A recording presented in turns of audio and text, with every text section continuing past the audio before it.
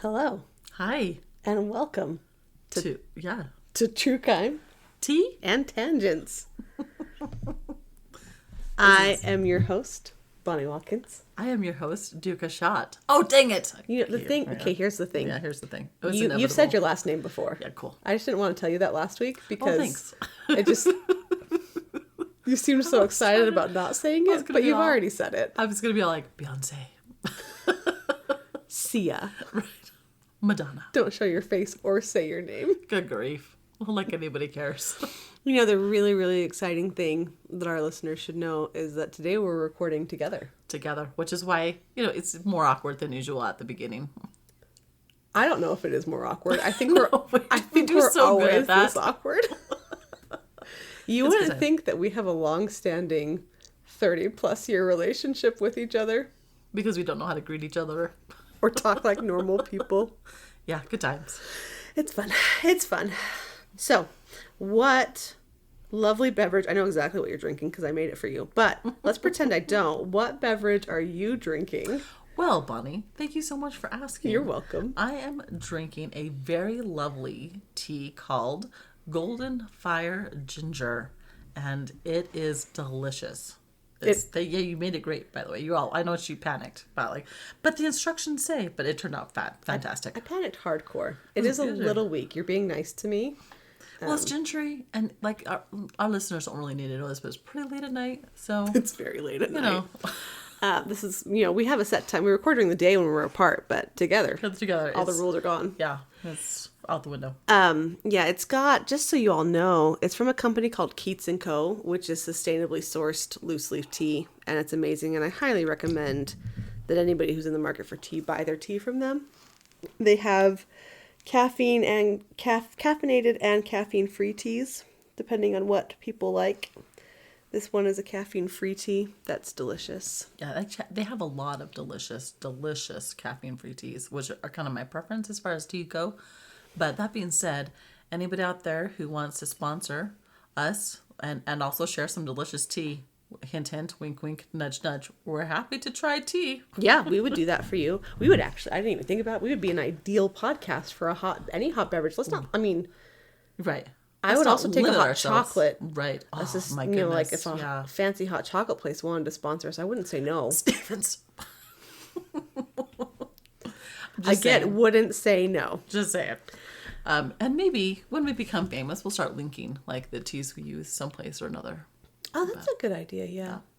I mean, a lot of times I'm just drinking warm milk, so I could link .com. Or, look, we have to stop giving the milk away for free. You can't keep telling me about these big name items.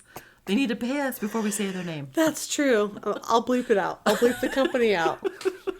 That'll be part of my editing.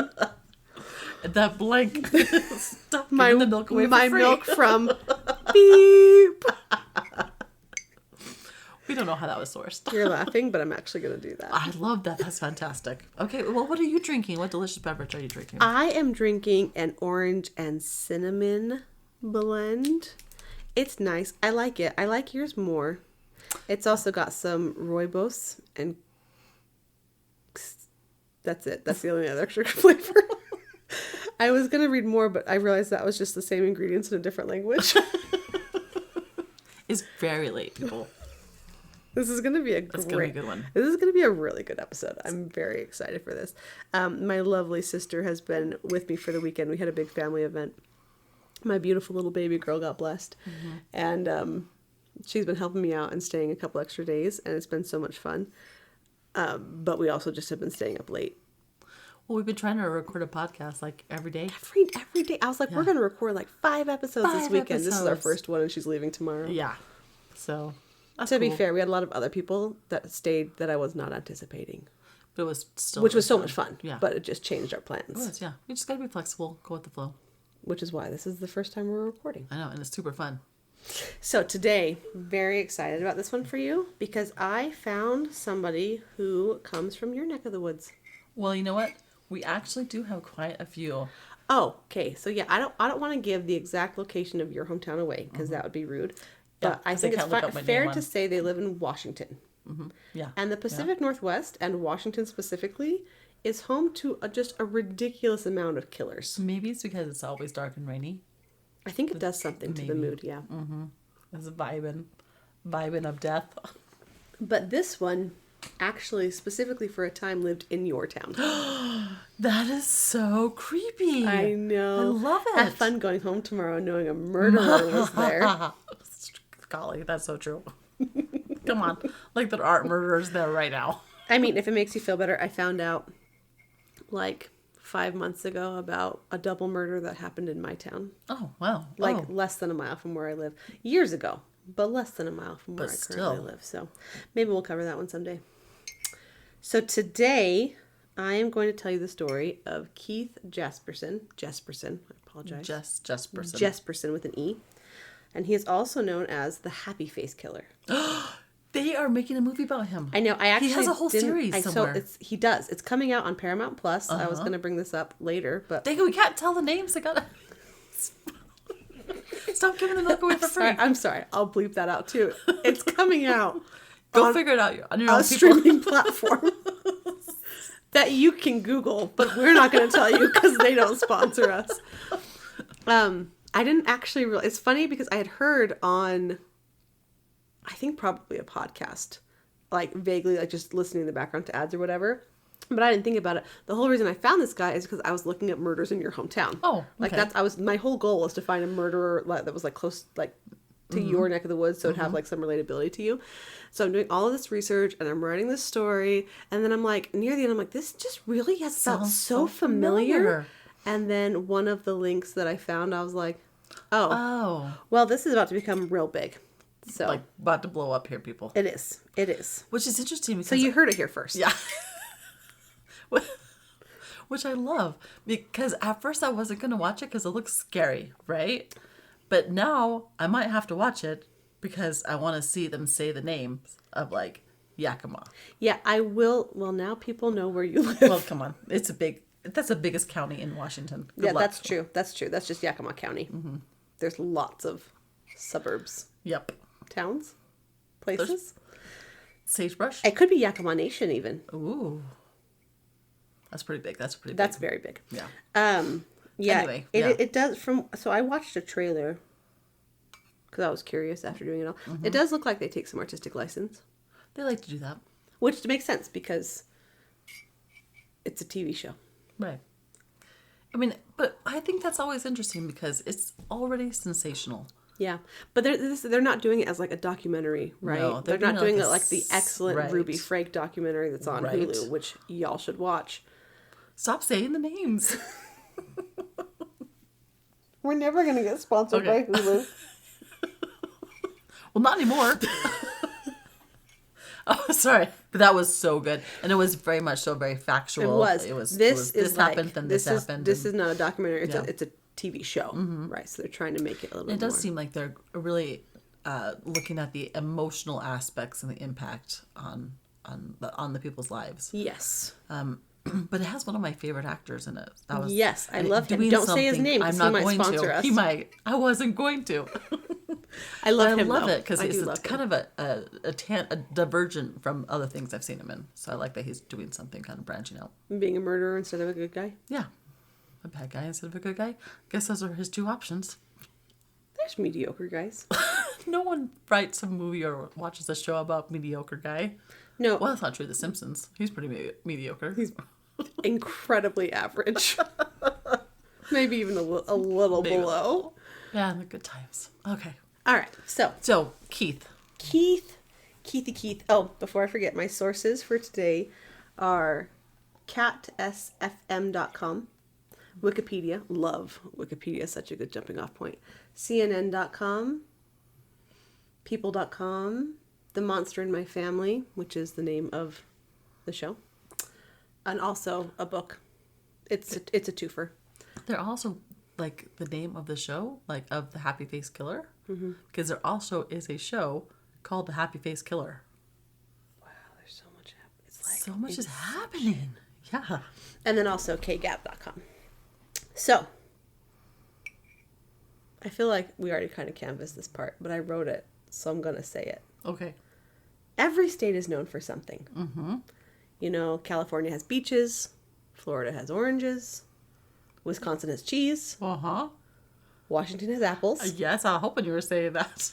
And also serial killers. And yes, a lot of serial killers. There's really more. I looked this up. There are more serial killers known from Washington or operating in Washington than any other state in the country. I know. What's up with that? How I am I think supposed it's to the drive rain. home? It's the rain. The clouds. Except for where you live, it's not that rainy. No, it's really not.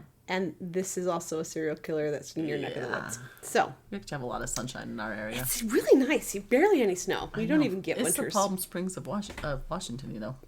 I've read that side. There's a billboard. It's beautiful. Kind of faded. Paint's peeling. It's because it's the sun. It's a nice town. Anyway, Keith. He is a Canadian-American serial killer. He murdered... Canadian, eh? Mm-hmm. They're supposed to be nice. That's what I heard. Not him. Okay. He murdered at least 8 women in the United States during the early 1990s. Dang. He is known as the happy face killer because he drew smiley faces on the many, many letters that he sent to media and police authorities. He was one of those attention-seeking ones. Like, he was really mad that people weren't figuring it out and talking about it more, so he, sent letters to make himself seem more. Most of his victims were sex workers and transients who had no connection to him, but would, very high-risk victims that are easy to find, easy to kill, which is so unfortunate. It is. And strangulation, as you would just like to know, is his preferred method of murder. Seems personal. I know. Gross. It was also the same. He killed a lot of animals when he was a kid. Ugh. And that was the same method he used on them. Mm-hmm. He was showed signs of problems from an early age. So, he was born on April 6th, 1955 in British Columbia, Canada, in Chilliwack. Oh, yeah. Yeah. Mm-hmm. You know. Yeah. I know Chilliwack. Who doesn't know Chilliwack? Some people don't know Chilliwack. Oh, guys, that's so sad. Get to know Chilliwack. He was a middle child. Really? Mm-hmm. Okay. He had 2 brothers and 2 sisters. He was just smack in the middle. right there. His dad was an alcoholic, prone to violence, Oh, I'm sorry. which is a bummer. And he grew up in an abusive household, right, with an alcoholic father. And he was teased a lot by kids because he was just he was a big kid. As an adult, he grew into a 6'6" adult goodness. male. So he was That's just a big impressive. child. So he was lonely. Like I said, he showed a propensity in his young age for torturing and killing animals, which is never a good sign. Never. So as an adult, he moved to Yorktown, Washington, which people can just look up now. I'm sorry. Yeah. I'm totally throwing you under the bus. That's cool. Good luck. He moved Actually, around. feel free to stop by. We're renovating. It's gonna look nice. It's beautiful from the FaceTimes that I've seen. Anyway, he moved there. He had a really hard time making friends, fitting in. Probably because I'm sorry. How old was he when he moved to hometown? Like 20s. Oh, okay. Okay. I couldn't give you an exact age because I couldn't find one. Yep. Like young adult, right? Yeah. What a bummer.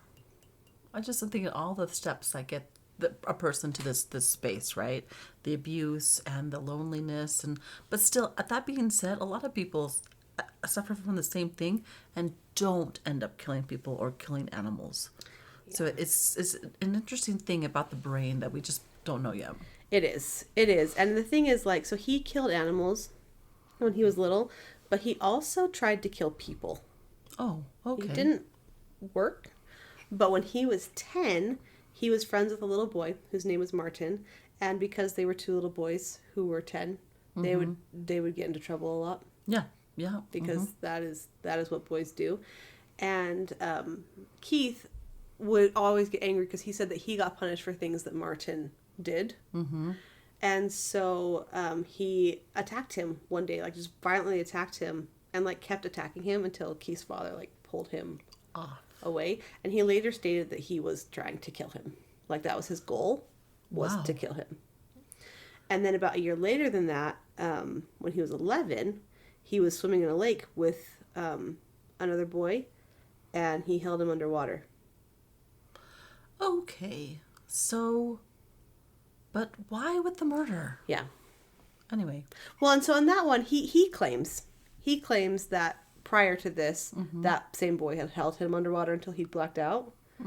And so it was like a retaliatory thing, but he was trying to drown him, and the only reason he didn't is because the lifeguard like came and stopped it from happening. Mm-hmm. So got a lot of issues going on.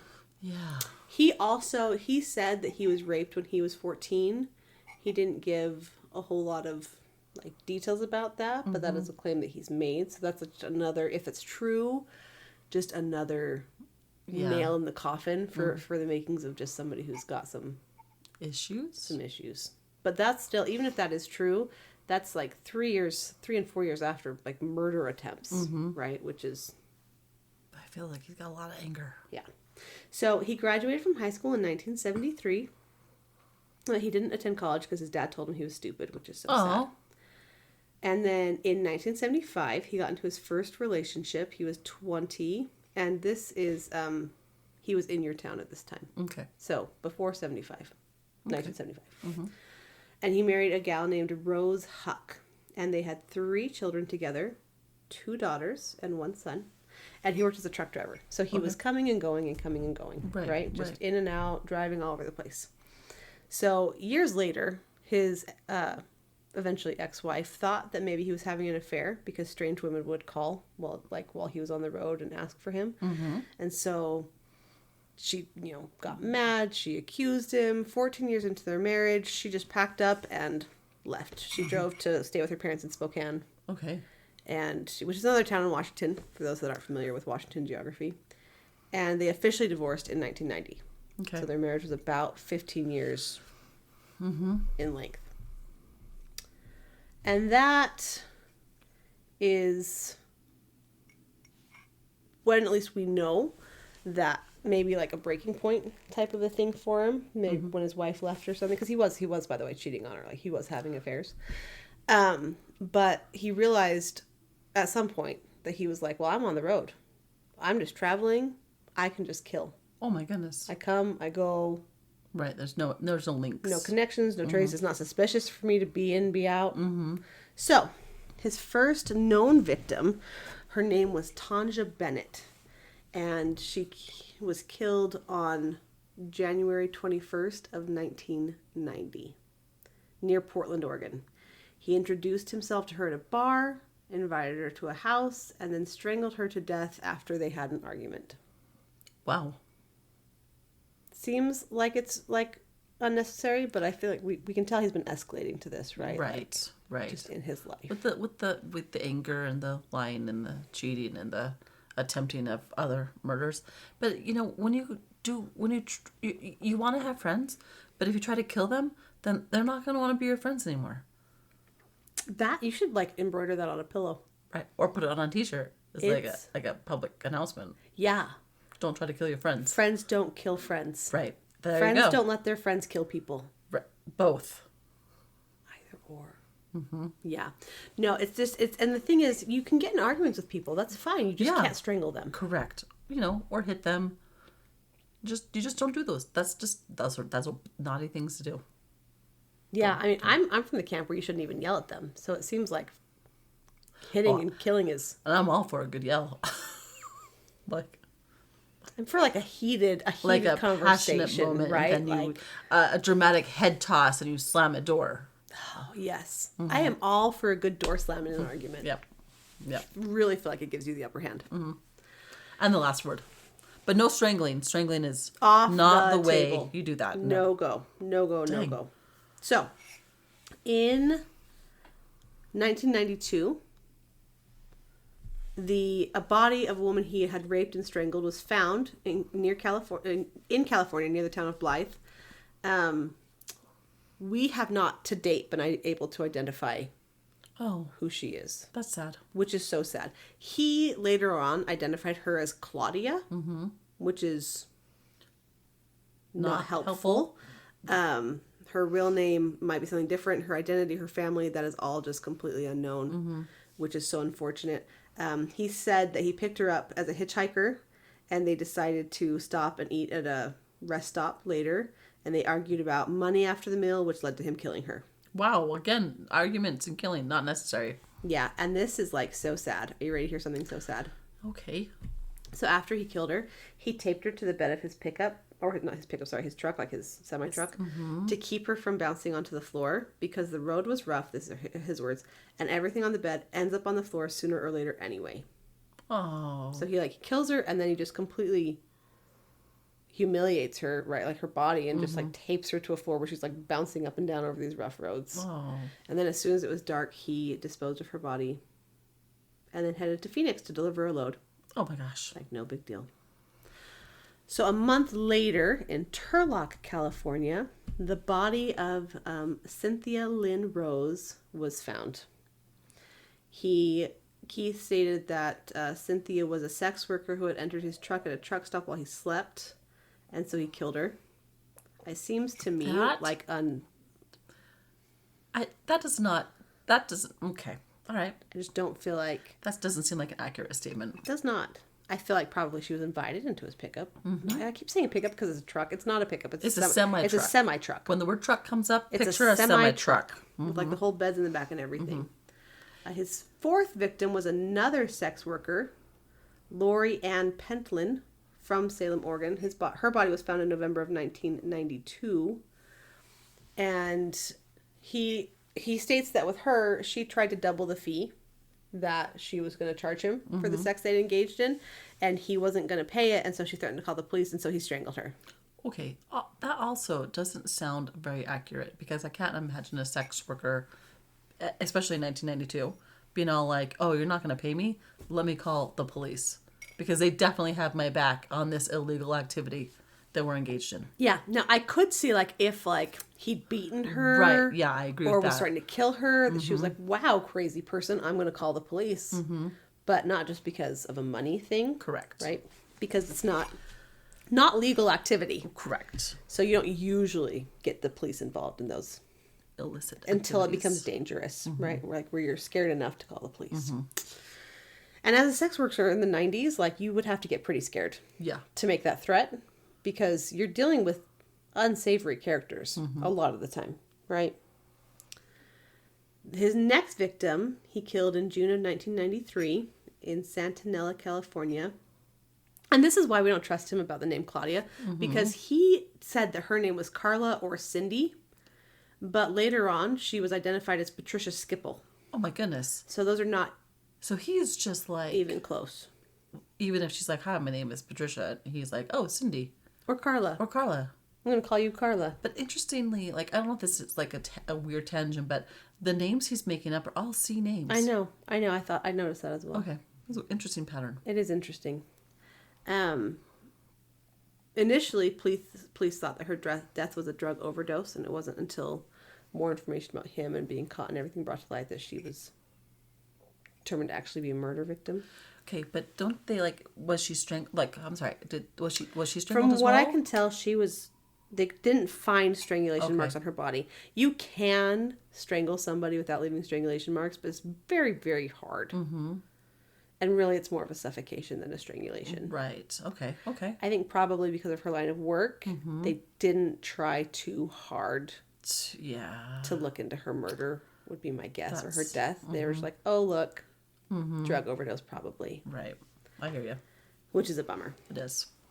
So in September of 1994, another Jane Doe was found in Crestview, Florida, which was a little bit of a departure. It is, yeah.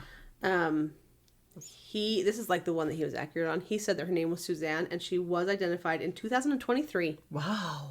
Like decades later, as Suzanne Kjellenberg. It's a KJ, so yeah, it's close to Kjellenberg. Great, someone will let us know if that's wrong. Yeah. Okay, so he's way far away. Yeah. On that one. And then it is interesting so he got that name right. Does he just not even care to get the names right? Well, and it could, not that I want to give him the benefit of the doubt because he's an awful human being. They could be giving him false names. Well, I was thinking the same thing too about Claudia, especially if they're already transient, they don't want to be found for whatever reason, or they're starting a new life or whatever, or and if whatever leads them into this line of work or into this path of life, right, probably wasn't stellar to begin with, and maybe they're, I don't want to say reinventing themselves, but reinventing themselves. Well, and also they're engaging in illegal activity. Right. So why would maybe you give just don't give a real name. Yeah. Right? You're just like, yeah, sure, call me Carla. Yep. Call I me hear ya. Connie. Yep. Connie and Carla. Yeah. Good stuff. No, great movie. Anyway, so with Suzanne, she was found left by the side of a highway after he killed her. So then, in 1995, he was arrested for the murder of one Julie Winningham. He had been questioned by the police a week before, but they had no grounds to hold him. And so they just let him go because he didn't talk to them. Right. In a great move, if you are a criminal, Said nothing. he just said nothing. Wow. Which is interesting because he actually sent like loads Right. of letters and everything to like police and authorities. But once he was actually interesting. So The dramatic twist. but He said nothing. Yeah. So, but after that, he was like, "Oh, I'm going to get arrested. They found me," and after he tried to commit suicide twice because he had some guilt, I'm assuming, about killing all these people. Well, actually, I just think he didn't want to get caught. Like That could be it He too. didn't want to pay the price. He thought he'd end it on his own terms. Yeah. Maybe I am giving him too much benefit of the doubt. It's because of that actor, man. Yeah, I know. Anyway, he turned himself in because he was hoping that it would result in leniency during his sentencing. Dude, you killed a lot of people. He sure did. So while he's in custody, he starts revealing details of his killings and making claims of other things he's done, most of which he later recanted. At one point, he claimed really? to have killed like He is just a tall women. tale storyteller. I know. So a few days before his arrest, he had written a letter to his brother wherein he confessed to having killed 8 people over the course of 5 years. And that letter is what led police agencies in all these states to reopen these cold cases or the ones that they had closed, like, oh, it's just an OD. Right. And that's when they were able to tie a lot of those victims to Keith Jesperson. Okay. Was because of that letter. Because up until that point, like, I was just kind of giving them to you in a linear fashion, but none of those were solved cases. Right. Until They're all 1995. And so this letter to his brother, is that kind of what they're using as actual, like, of all the things he says, that this letter is the one that has the most facts? Yeah, well, and it's because he, at one point, he said that he killed 160 people. Right. Right, but they're going off of locations where, like, he was, locations where he'd been, bodies that were actually found, Right. and the letter where he confessed to these 8 women, and they found those 8 women, right? Like, those were open cases, and they were in the places where he stated that he was... Had been, right? Going through. And so he killed women in Washington, Oregon, California, Florida, Nebraska, and Wyoming. Wow. Like, confirmed. There might be more than 8 victims out there, but we know for sure about those 8 victims. Okay. He is, so that you know, currently serving 3 life sentences at the Oregon State Penitentiary. Really? Just south of the border. Now, I want to so are tell those you... things like concurrent or consecutive? Those life sentences. Consecutive. Okay. Oh, really? Okay. Great. He also has been convicted of 2 murders in California. So it's not like, even if somehow he got out of Oregon, he would then just be transferred to California to serve his sentence there. So he's not. He's not. The man is in jail for life. Okay. Because in California, he has a life sentence as well. Okay. So what is interesting about this, now that I've told you all of these murders, is initially they arrested somebody else. Oh, that is interesting. Yes. So the first victim that I told you about, Tanja Bennett. So they were investigating her murder, and a gal named Laverne Pavlinac read the news reports surrounding her death, and she had been in this abusive long-term relationship with her boyfriend, John Sovnoske. Wow. What the great names you have on this episode. I know. We're just going to call him John and Laverne. Great. And so she set up a meeting with the investigators and gives a false confession. Really? And she like had read this newspaper story, so she's using those details, and she gives this really detailed story to these people about how her boyfriend John had forced her to help him rape and murder and dispose of her body. So she's like implicating herself as well. That's how desperate she is to get out of this relationship. She would rather go to prison than just leave him. Like that, it's so hard to leave him because it's so abusive. That she is like, this is the way it ends. Yeah, like and he can't hurt me because I'll be in prison. And he'll be in prison. Yeah, in 2 separate prisons. That is a terrible relationship. Yeah, and it's going to be more believable, right? Because you're not going to implicate yourself unless it's true. Right. Right. It's not just her saying, oh, my boyfriend did it. It's saying we did it together. And so on March 5th of 1990, they were both arrested and they were then convicted on February 8th of 1991. Wow. So like, it's a done deal. No way. Right. They are in jail. So her boyfriend was sentenced. So they didn't have any like secret additional information that they didn't give to the reporters. They did not do that in this case. Okay. No. There wasn't like a little hey, fun fact. Yeah, that she could get wrong. Yeah. And and it wasn't like a jury trial conviction, but it was a no contest conviction. Exactly. But and that's the other thing. So he pled no contest to it, which is not the same as pleading not guilty. It's not, right. But also, why didn't he just plead not guilty if he didn't do it? Well, because he didn't do it. I know. Oh, no. Oh, sorry. Oh, Yeah. yeah. So the reason he did it is because he wanted to avoid the death penalty. They were threatening with the death penalty. And the plea deal that they made was, look, it'll just be life. If you...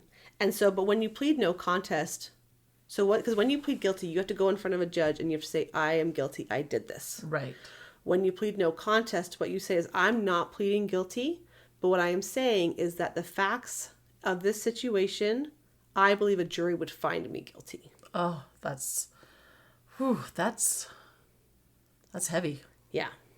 So he pled no contest and got sentenced to life in prison. And then Laverne got sentenced to no less than 10 years, which is a lot more than she thought she was going to get when she went into the police with this story. Yeah, but I mean, come on, you just confessed to, raping and murdering a person no less than 10 years. Seems reasonable. Yeah. Yeah. And shortly after she's in prison, she's like, oh, I don't like this. Okay, wait a second. Just out of curiosity, how much time did she get? Do we know? Like Laverne? It was basically going to be 10 years. 10 years, okay. Right. Yeah, okay. And she'd be on probation after that. Right. Or parole. But, so she's in prison and she's like, I don't like this. Actually, I don't dig prison. And she's like, I made this story up. But people were like, that's Like, so too you're bad. so cute. Like, you you're just in prison. didn't want to be in prison. Of course you're recanting now. Yeah, so they were on January 7th, 1996, more than 5 years after they were convicted. Oh my gosh. They were released from prison after Jesperson was found, confessed, had overwhelming evidence of his actual guilt in the situation. Like for instance, he did that whole the newspapers didn't know this type of a thing, right? So he gave the police officers information about Tanja Bennett's purse, like where it was located. And that was considered information that only the killer would know because it wasn't found at the crime scene. They hadn't found it until that moment. Wow. So wow. Oh, you just be careful with your false confessions. Well, and I didn't dig into it, but I just want to know how bad John was that you're sitting there and you're like, even if you only think it's going to be like a year, you're like, yeah, I would rather go to jail for a year than stay in this relationship. Well, yeah, but then it ends up being that I'm in prison for 5 years. Or 10. Or it was going to be 10. And also, I'm kind of curious as to when they both get released at approximately the same time. I want to know how that conversation goes. Yep. Because I can't imagine he's pleased with her. Not incredibly happy. And he didn't seem like he was that great to begin with. Yep. I would not be pleased with her. So. And I that is a crazy twist. Yeah. So somebody else was in jail for Tanja Bennett's murder for 5 years. 5 years. 2 other people, actually. 2 people. Yeah. 2 people. So what happened when all of that happened, and this is how he became the happy face killer, because Tanja Bennett gets murdered and all of this attention are going to Laverne and John because, Laverne's confessed. Yes. And he's like, jealous? What? Is he jealous of serious? Laverne and John? I did this. So how dare you? He wrote out a confession on the bathroom wall of a truck stop and signed it with a smiley face. But that didn't get any attention because those are actually not super well frequented places by police officers and things. Weird. And so then he started writing letters to media outlets, to police departments, confessing to the murders. And every letter he signed it with a smiley face. Like a wackadoo. Like a wackadoo. I also just keep thinking of like the Mentalist. Yes, I was too. The as Red soon as John. I saw, exactly. Like this whole time I'm researching, creepy, I'm like, creepy oh, pets. it's the Mentalist and crazy, creepy serial killers. Mm-hmm. So, because I know that you like to know, I specifically did some digging. Thank you. And Jesperson's daughter, Melissa, is talked about this actually quite a bit. Yeah. Because there's not a whole lot of ways to get around the fact that your father's a serial killer. Correct. And so in 2008, she went on Dr. Phil and Oh, my talked about her goodness. father. Mm-hmm. And she also was featured on an episode of Evil Lives Here. She was on the Oprah Winfrey Show. She participated in the network series Monster in My Family. Mm-hmm. She did a 2020 special on ABC. And she was a correspondent for Crime Watch Daily because of this incident. Wow. So she's been like real open about it. Yeah, well. She also published a book entitled Shattered Silence, The Untold Story of a Serial Killer's Daughter. And so she's like not shying away from this at all. But she talks about, I didn't read the whole book, but I did skim it. She talks about how her father was different when she was in elementary school before killing people. Right. And afterwards. And she talks about how, because their house when they were growing up bordered an apple orchard. Yep, And he would as just many kill, houses did. yeah, especially in that area. And he would kill stray cats and gophers and stuff. And one day she watched him as he hung stray kittens from a family's clothesline. What? Like And so she, their clothesline or like some other random no, like families? their clothesline. Are you kidding me? Yeah, and so she like ran to get her mom. Uh-huh. And when they got back, like when they got there, the kittens were all on the ground dead because he had just sat there and watched as the kittens clawed each other to escape, and then he killed them. Oh my word. See, I feel like that's definitely a red flag moment as a mom where you're like, I married you and I think I like you, but now I'm very deeply concerned. So deeply concerned. So she's hosted podcasts. She's been in other network shows. Mm-hmm. There was a podcast. If you want to get like a super, super deep dive into this, there's a 12 episode series podcast called How Stuff Works. That's the name of the podcast. They did a show called Happy Face specifically about this, and that's a 12 episode arc. Okay. So I'm sorry, can we do some math here? How old was she, Melissa? How old was Melissa when he started killing people? 15. Okay. So A little less. So she would have been in high Yeah, school. because they got married. So he married her mother in 1975. He started killing in 1990, and Is Melissa she's the the oldest daughter. Okay. And she was born pretty quickly into their marriage. So she's like 13ish when he starts killing people. So she goes through high school, like with her father, the known famous serial killer. Well, he's killing people. Yeah, absolutely. Because I was doing the math too. He started killing people when I was a freshman in high school. And then he was convicted on the year I graduated. So, yeah. Melissa and I were practically like... You should reach out. I don't... No, I'm sure. She's... Dang. So That's a dramatic... That's dramatic. And like, there as far as was- your life goes. yeah, could you imagine? I don't want to, actually. No. I'm really glad our father's not a serial killer. Yes. Thanks, Dad. Appreciate you. If you ever Yeah. listen to this, 10 out of 10 parenting. Right. And also for the not killing of animals, very much appreciated. Yes. Thank you for not like strangling kittens and hanging them up on our clothesline. Yeah. Dad has a soft appreciated. spot for cats, so he never. No, he doesn't have time for animals, but he likes animals. He's a softie. He's a softie. Yeah. He is. He loves bird watching. He does. And he loves his little dogs. Yep. Anyway. So there was a journalist whose name was Doug Randall, and he interviewed him, and he said that Jesperson, this is his quote, really, really liked the attention. After the interview, I read online that he had conducted an interview that would blow up the internet. At least by the time I interviewed him, he was not someone who pretended to be innocent of his crimes. He seemed to enjoy talking about them. He had a total lack of remorse. To the best of my recollection, he never said he was sorry. If he did feel remorse, he didn't express that during our interview. On the contrary, he seemed proud of being a serial killer. Yeah, I think that was his goal. Which is so, like, what kind of life have you lived where you're, like, aspiring to be a serial killer? Yes. And I know it kind of raises this, very, the question about the death penalty. Like, Ooh, are we going to open that can of worms? let's just crack a scotch. Okay. Okay. Because I'm thinking about Oregon and I'm thinking about California. And California is probably like, whew, we're off the hook for the ginormous bill it's going to take to maintain this man in prison. A horrible human being who didn't add anything positive or good to society. He just hurt and broke people. From the time he was little. Yep, from as soon as he could. And for whatever reason, that was the way he chose to act out. Is truly tragic, but how come we as a society continue to pay for it? Anyway, it's just a crack. And it's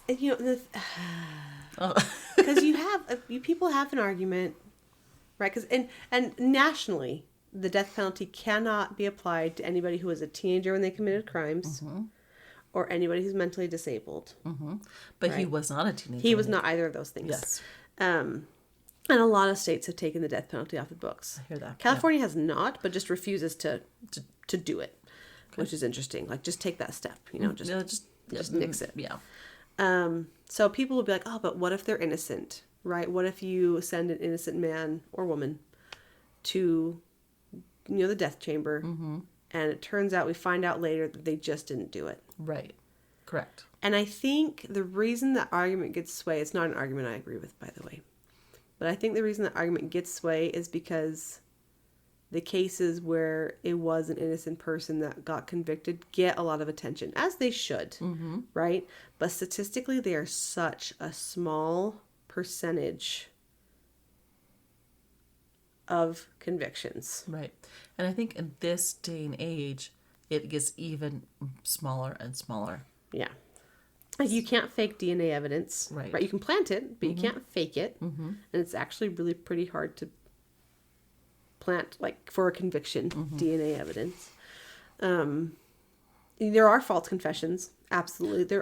As we've learned. As we can, right? There are false confessions, and they can be given for a variety of reasons. They can be given because of bad policing. They can be given because of abusive, ex-boyfriends. It could be attention-seeking behavior. They can be attention-seeking behavior.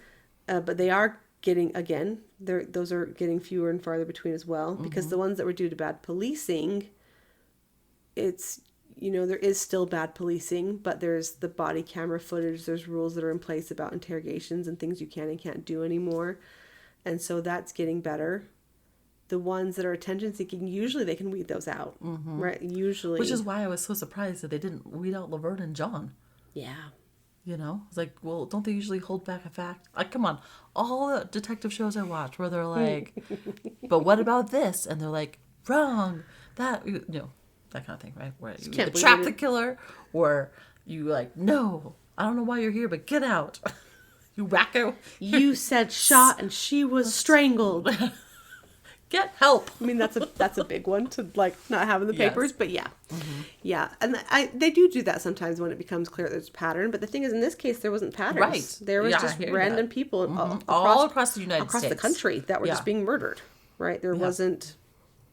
It's not like there was, like, the MO, right? Where they always left a star petal by the bed, Like, there wasn't anything like that. This biggest thing here was most of the time they were strangled. And so he started sending the letters after Laverne and John were falsely convicted. And then he was like, no, it was me. He wanted everybody to know, but he didn't sign his name.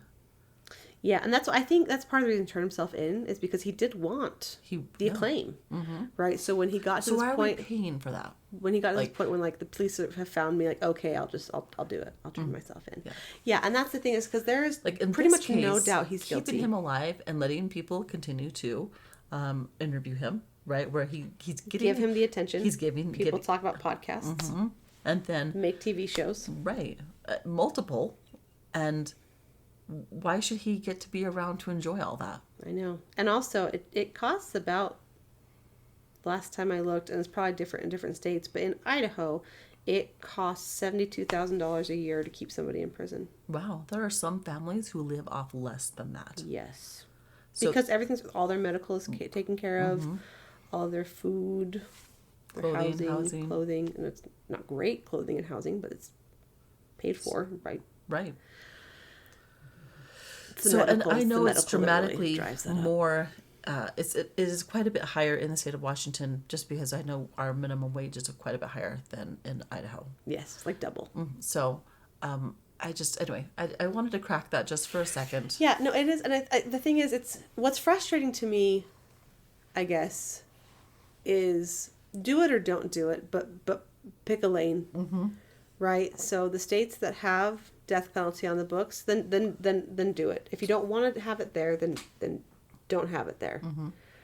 Like, I'm super curious to see what's going to happen. Idaho just barely put, for a long time, you couldn't do death by firing squad anymore. Right. Like, it was all lethal injection has been like the go-to. Right. But you and then couldn't people were on it was was on pause because you couldn't get the drug cocktail. And also that drug cocktail got incredibly expensive because drug companies were like, oh, we can just charge whatever we want to. Right. But so they just put death by firing squad, which is significantly cheaper and faster, back on the books. Oh my. And so I'm really curious to see what's going to happen with that. Another hang up in Idaho has been that one of the next people to be executed is a female, and Idaho's never executed a female on death penalty before. The equal opportunity. I mean, women should be afforded the same rights as a man. Exactly. That sounded snarky, but I really do mean that, and that includes if you kill people. If you kill people, you also get to be killed. Because that's I don't. And the problem too is it's not a great system. It's better than a lot of other people's systems, but the appeals process takes years, right? It does. So well, you can't even it's cautious in making sure that you did not wrongfully convict something. Right? And it's the checks and balances there. And so I'm fine if the appeal system takes 5 years to get through or 7 years to get through. But then once it's been done and you've gone through all of the appeals and you've still been found guilty, I think probably they should just pull the trigger. I'm saying with air quotes, not to be like funny, but a little bit funny.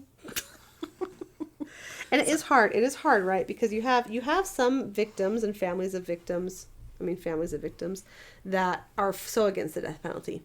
And you have families of victims that are 100% for it, you know? Yeah, absolutely. And it's just such a personal thing for so many people. But if you're going to have it as a law in your books that you do this, then I think you should do it as a state. And if you're going to say we don't want this, then don't do it. Yeah, just take it off the books. But just make a decision and actually, because there's just so many states where they say, yeah, we'll do it, but then they just don't. I do think, one of the reasons there's all of these justifications for having prison, right? There's deterrence and there's punishment and there's rehabilitation. And I do think some people, clearly Keith Jesperson would not have been deterred from committing murder because that was just what he was going to do. There was something in his biological he decided that he was going to do this thing. That he was going to kill people. But I do think there are people that were like, if I kill this person, I will die. That would cause them to not kill that person. I agree with that.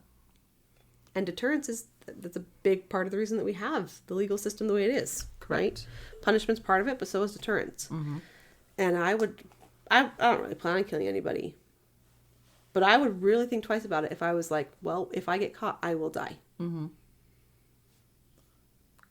I just don't know that a fight about money is worth it anymore. No, definitely not.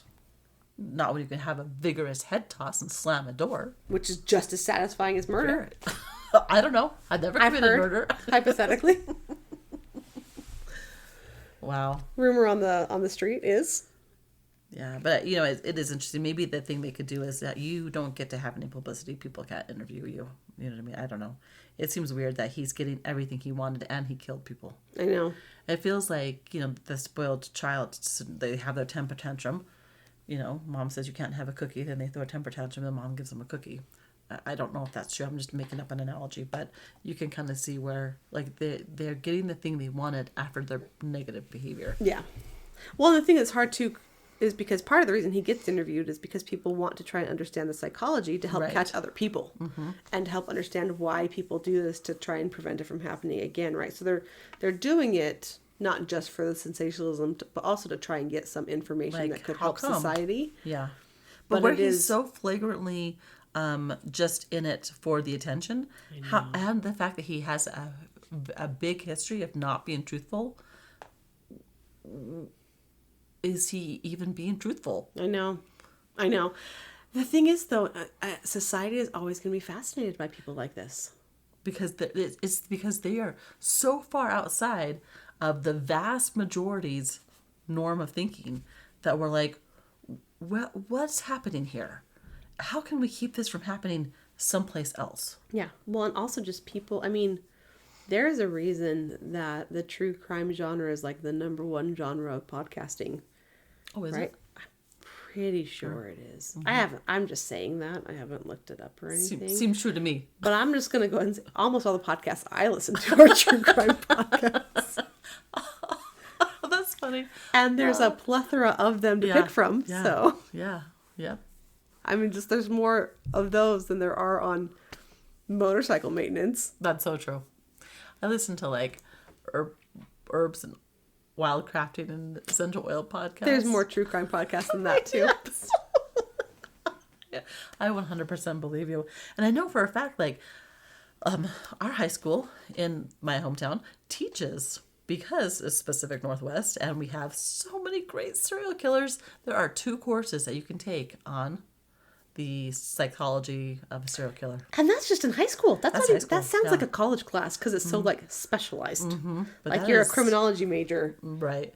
criminal But- justice major, which is actually what it's called.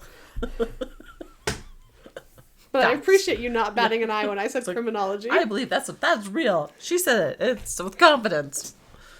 Yeah. how it was So going. and then we had an exchange student from Kyrgyzstan who 100% took that class, and she's like, "Wow, did you know that the Pacific Northwest?" I'm like, "Yes, I did." It's our honor and our distinction. Apples and killers. Apples and hay and killers. Nobody knows that Washington is known for hay. Come on, everybody in Ellensburg does. Shout out to Ellensburg. Nobody knows that Hey, Washington is known for It is hay. $1 billion industry. For reals, though. That's not a number I just made up. If hay is $1 billion industry in Washington, what is apples? More.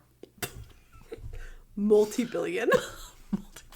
I wish I should text Lance and ask him, because he did some facts with the other day. He's doing a tour at the dam he works for, and they his dam job. his dam job, where he's giving some dam facts about how important that industry, like what he's doing, is super important for the whole agricultural area. And it's like the number was so big, my brain was like, what? Did you say billion or million? And he's like, billion. Like, this water coming through here produces this billion. I don't remember the number, I'm so sorry. For these crops is super important. Like, what we're doing here isn't just producing electricity. It's also producing food. I just don't. It's crazy. I just You feel were like there. he shouldn't be The tour worried. that you It was were me. on that tour. Well, It was he someone did else's give tour. me a tour. He did, yeah. I just don't feel like he should be worried about losing his job. He's a federal government worker, so obviously he is, because the world is a straight up crazy place right now. Mm-hmm. And it's like sad to me that he is legitimately, like, for a legitimate reason, worried about losing his job that generates billions of dollars. Not that he generates it, but he is the person that opens and closes the thing that generates it. Right. Well, And and does that's other things. that's That sounds so simplistic. He does way more than yeah. that. But and that's the reason why he won't, because the way he's doing makes money, right? He's not simply a government. I'm not degrading any other government material. I want that what you're saying to matter. But it doesn't matter right now. It doesn't. They're just and being that's crazy. why it's scary. Yeah. That's why, because the tension. there shouldn't be a question that his job is not in jeopardy. Right. Because his job just generates income for everybody. Mm-hmm. But the way that the government cuts are going, The economy. Come on, people. The economy. it's not even the economy. And I'm like, dude, just It's not even the economy. It's just email like, your boss Elon and let him know how important your job is. it's just willy-nilly chaos. Right. And he does. He has to email Elon like a checklist of Did 5 he things. get that email? Yeah, he did. And his whole like complex went into like craziness, right? And his bosses were like, well, we don't know if we're going to reply or not. And he told everybody who worked for him, like that he supervised, just reply. And I'll send you a copy of what I said. Oh, I so would not have replied. He's like, no one's going to read it. But if I reply, that I am automatically in the green check mark box, right? I would have been too petulant to reply. Yeah, he's like, I've been like, my you are job, not my boss. I my do not family answer is to too you. important for me not to be Okay, petulant. he's a better person than I get it, okay? And he's like, and also your family's not important, so I'm going to let you know what I said. This is our big tangent here. I'll tell you what I said, and you can like... But he had to do it for a couple of weeks in a row. I don't know if he's still doing it or not. I just would have been so mad. I'd be like, you are not my boss. I do not answer to you. You are, at this moment in time, not always, but at this moment in time, a crazy person. And I'm not telling you if I did 5 things that are worthwhile this week. And then maybe I would have gotten fired. Then you'd be like, well, take your banker's box and pack your desk. I would have just found a different job. But Lance, like, obviously is fantastic at his job. Mm-hmm. Yeah. And I, have a backup plan of just relying on my husband to make me money. He is the husband. He is the backup plan. Well, right now, you're the reason that he could be this backup plan because you're the one putting him through school. I know. Well, it's to everything there is Tit a for time, tat. time and a season, right? Right now I make the money and he goes to school, and then someday he'll make the money and I won't go to school because I did that already. Because you're done. I did that. I did that. I finished that section of my life. But it is funny though. I'm always like, well, just email your boss, Elon. Aren't you an Elon? Like, He must hate that. Well, he's like, Elon's never going to read it.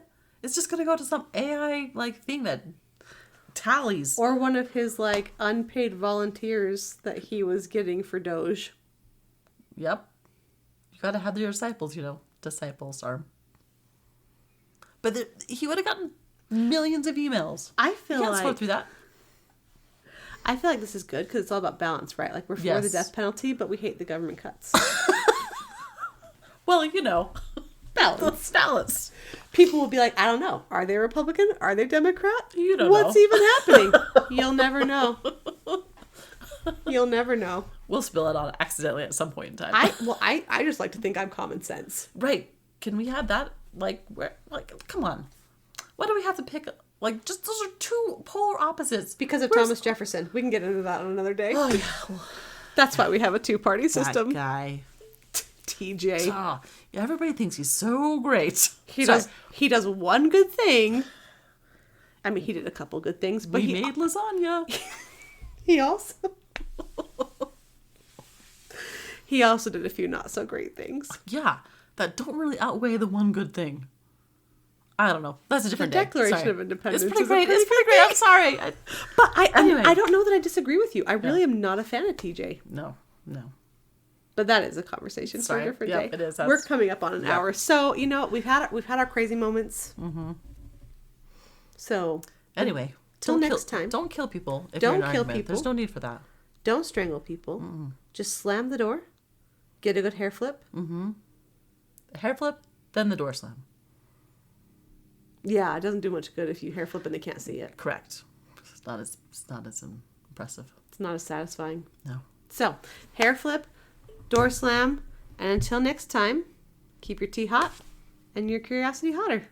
Yes.